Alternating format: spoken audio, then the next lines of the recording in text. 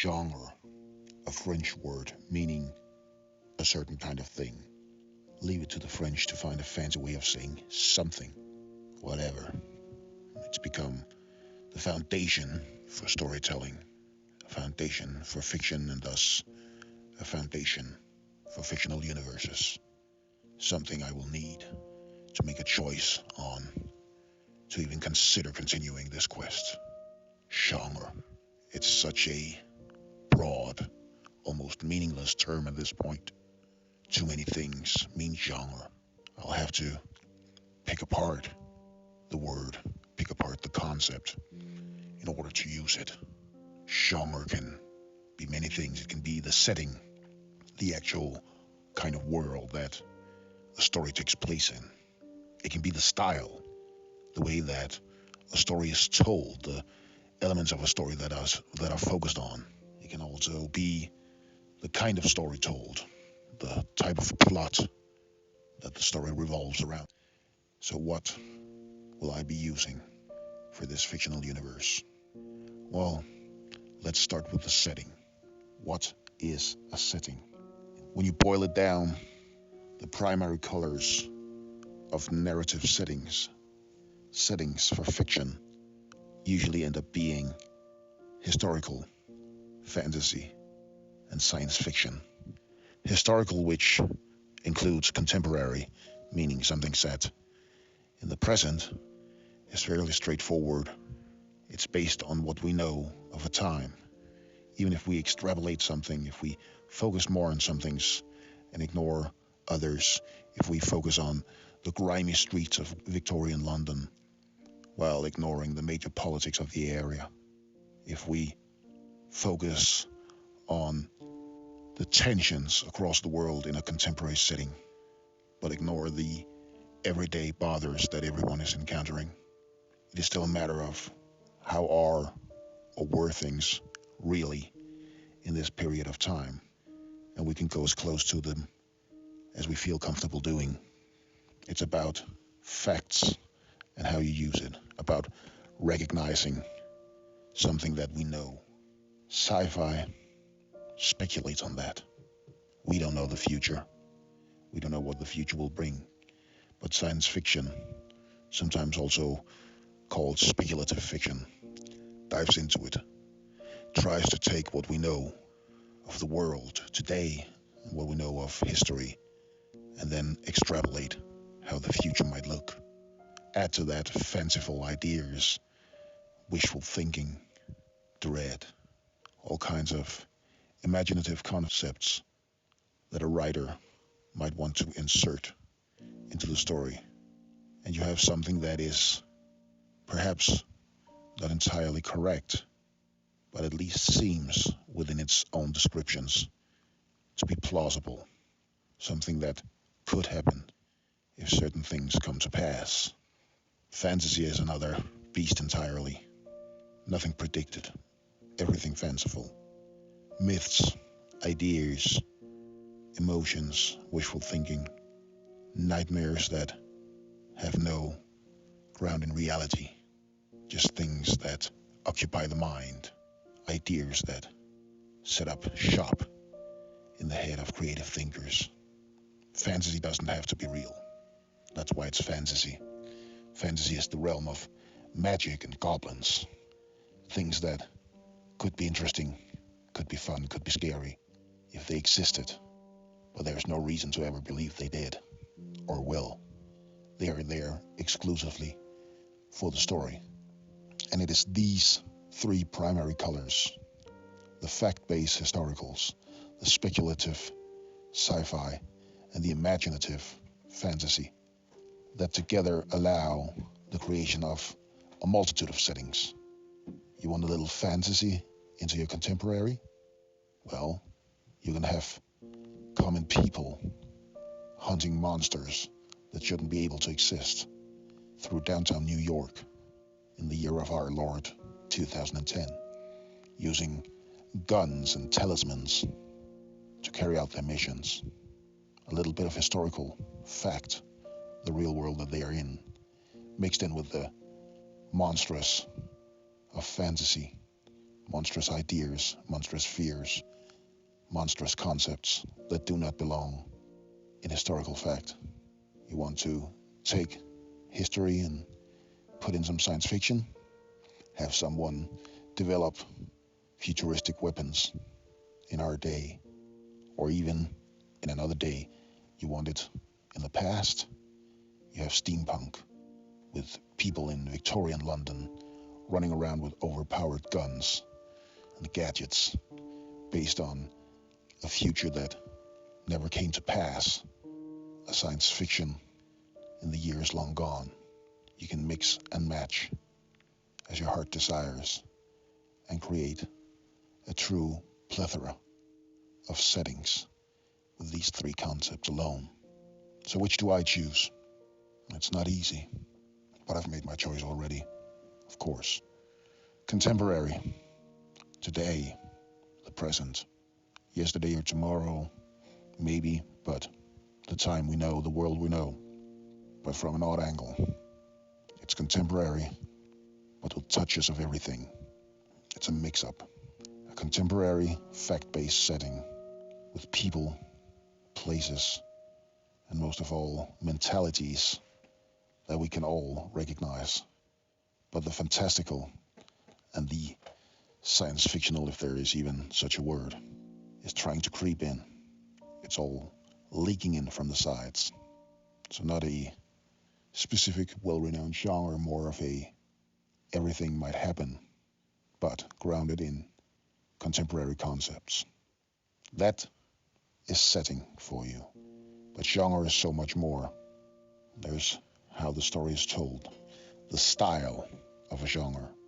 I'd love it if it was as easy as picking three primary colors for style as well.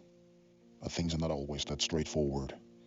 Style, I would take the essence of and put on a line, a spectrum, two ends, and everything in between. In one end, the darkest things imaginable. In the other end, the light-hearted, easygoing. And somewhere in the middle, a balance of the two. So what do we find on that line, on that spectrum of style? Well, the dark end belongs to the grim dark.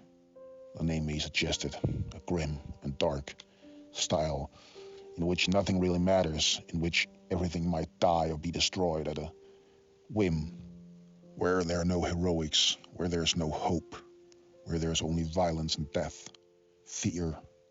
That is grimdark.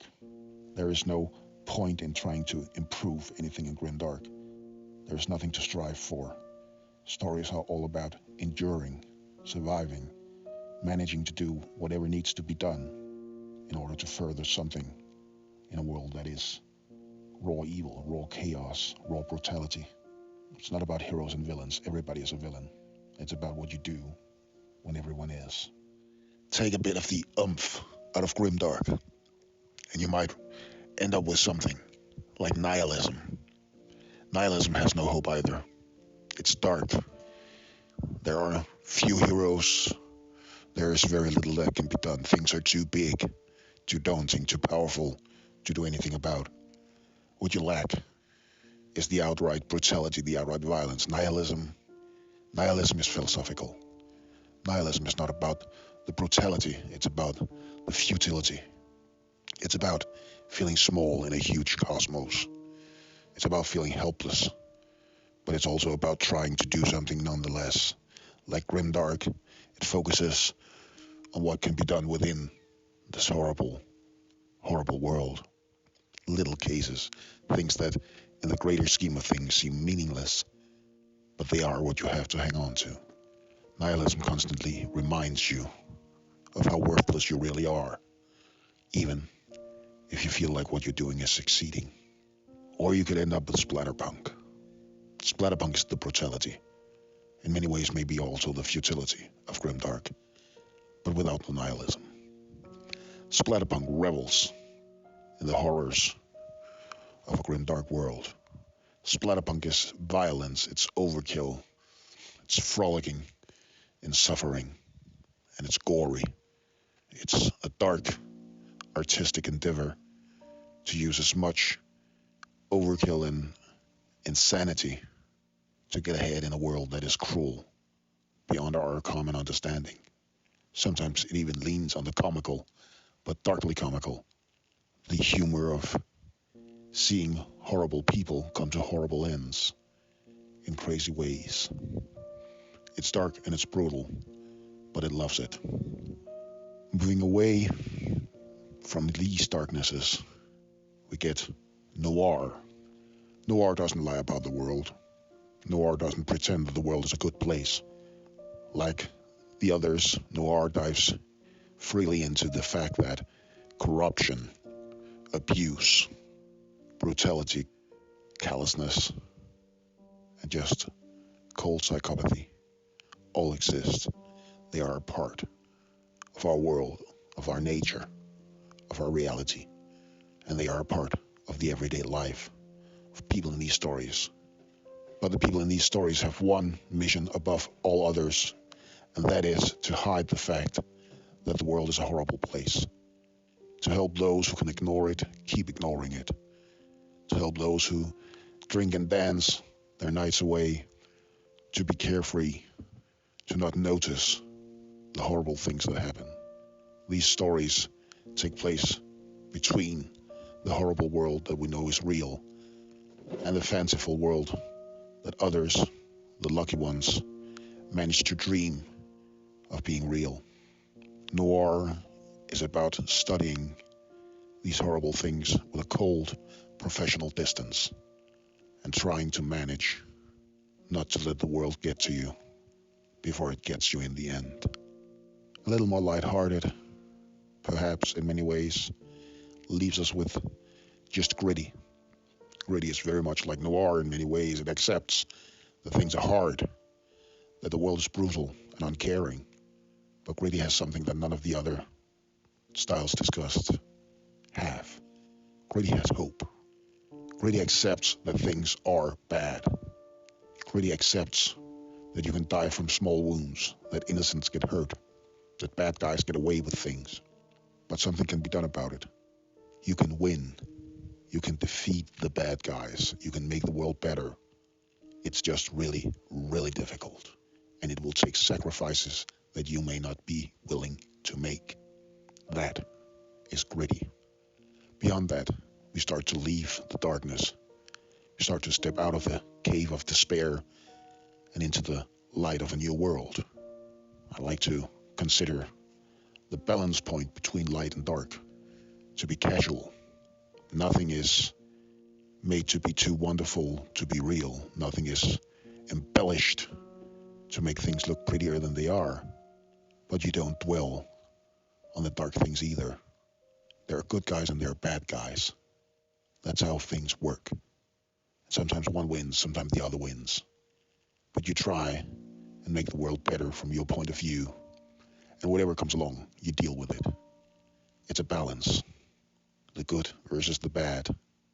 Both have a power, both have their weaknesses.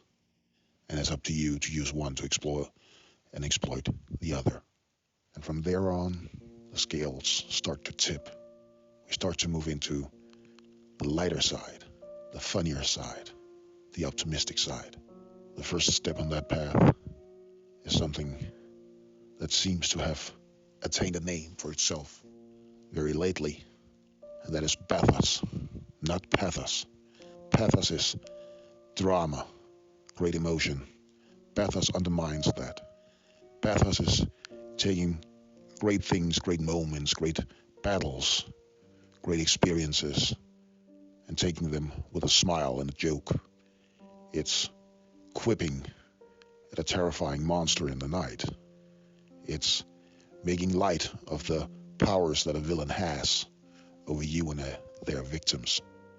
It's seeing something insane unfold before you and having a humorous distance from it, cracking a joke, taking everything in and accepting it as it is, and just dealing with it with a smile and a few clever words.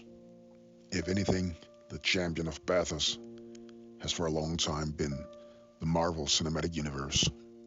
Great powers, great events, great drama, all taken in stride with a quip and a smile by clever, unusually calm, cool, and collected people.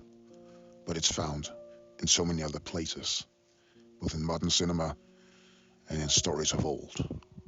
The Spartans cracking jokes when facing overwhelming odds on the battlefield.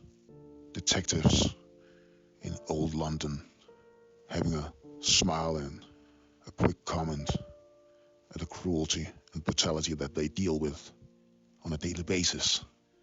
A light-hearted approach to a world that you know has both good and evil in it, but staying positive, glass half full. If we move on from that, where's there to go but silly? When the jokes start becoming the story, when everything in the world seems to exist to underline the humor, the funny, the silliness, or even the stupidity of what you encounter. Things based entirely on puns, on weird observations, on dad humor, on weirdness. Things done for the laughs, for the kicks. Every second line is a punchline. Weirdness flows free and silly. Weirdness is logic and silly.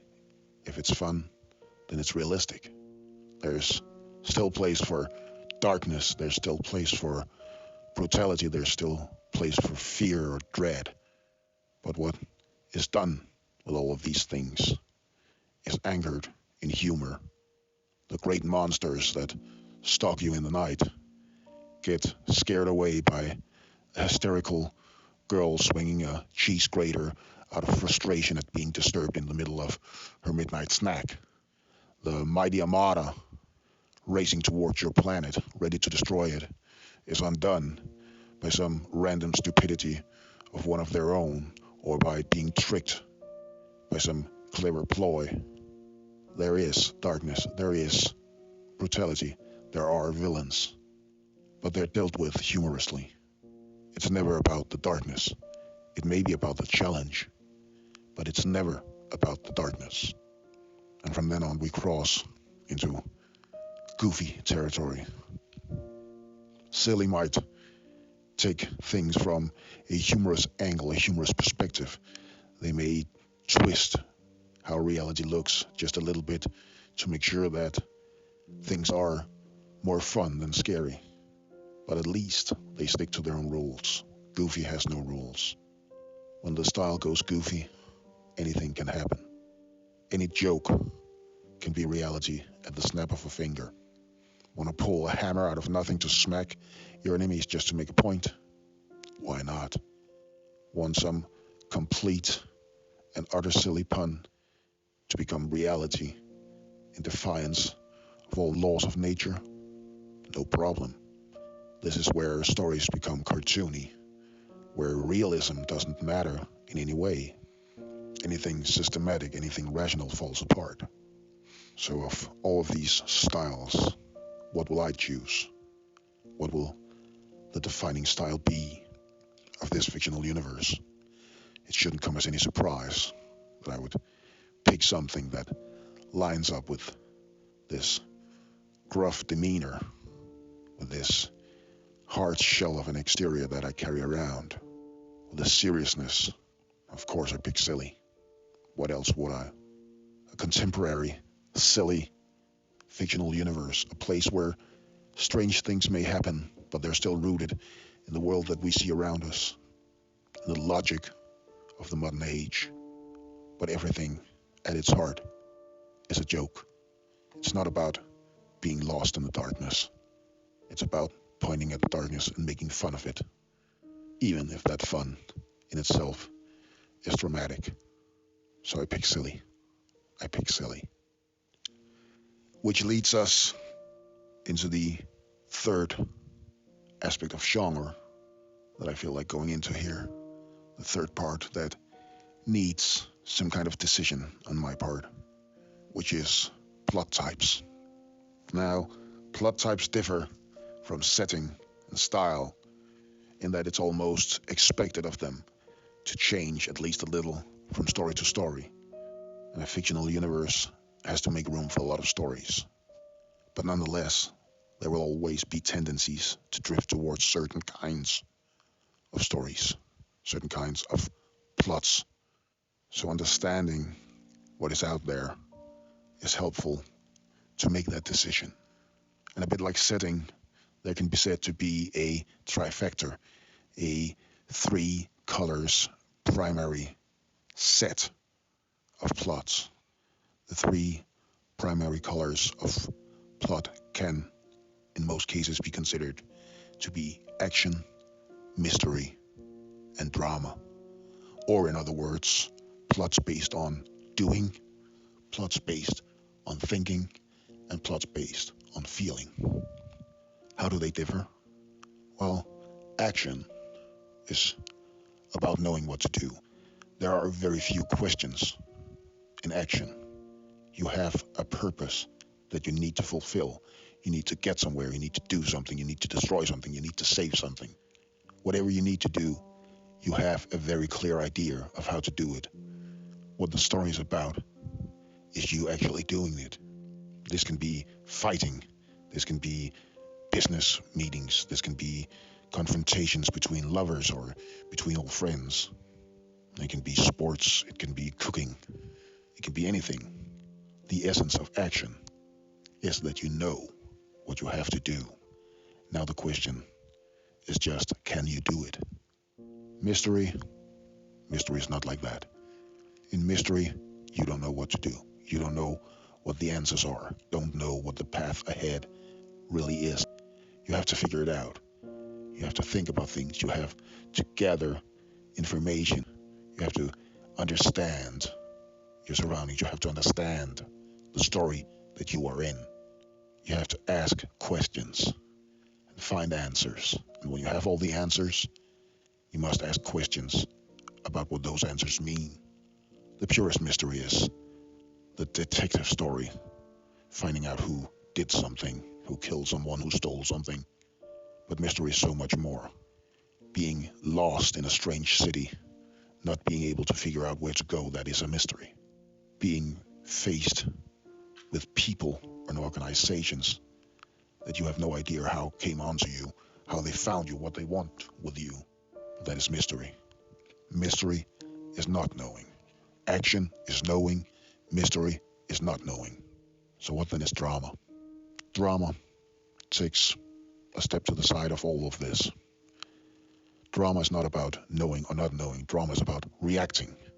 Drama is about having emotions about what you know or what you don't know, or having emotions about very little at all, really. Drama often describes the world by how the characters feel about it. Action describes the world about how characters act in it. Mystery describes the world based on what characters find out about it. Drama describes the world by what characters do, by how they react to the world. Do they feel sad? Do they feel frustrated? Do they act out? Do they hide? Do they confront others? Drama doesn't really ask what to do. Drama just does. There need be no goal. There need be no path to follow. Drama cuts its own path. Drama is when characters are acting out of what is inside of them, not out of what is around them. And with these three primary colors, you can paint some vivid pictures. You can paint some vivid, complicated plots. A mystery that has every answer leading to a new action. A drama that causes others to act in a way that forces you into action. A drama that reveals mysteries and mystery revealing drama. Back and forth, back and forth, back and forth. And the intensity of them. The consequences of actions, of answers found, of dramatic reactions. The consequences change what a plot means. What is the consequence of not finding the answers? What is the consequence of reacting improperly? What is the consequence of failing? If there are very few consequences, then a lot of the plot becomes simpler. But if there are harsh consequences, then you move from just a simple plot and into horror. If you fail your actions, will you die? If you don't find the answers, will the darkness swallow you up? If you cannot control your emotions, if you react poorly, will your life fall apart? The consequences and intensity of the plots make a great deal of difference. So what will I choose? I was never a fan of drama, really. Never a fan of emotional reaction being at the core of what I enjoy, of what I do. Action is not a bad choice, but it feels a bit blunt. It feels a bit lowbrow.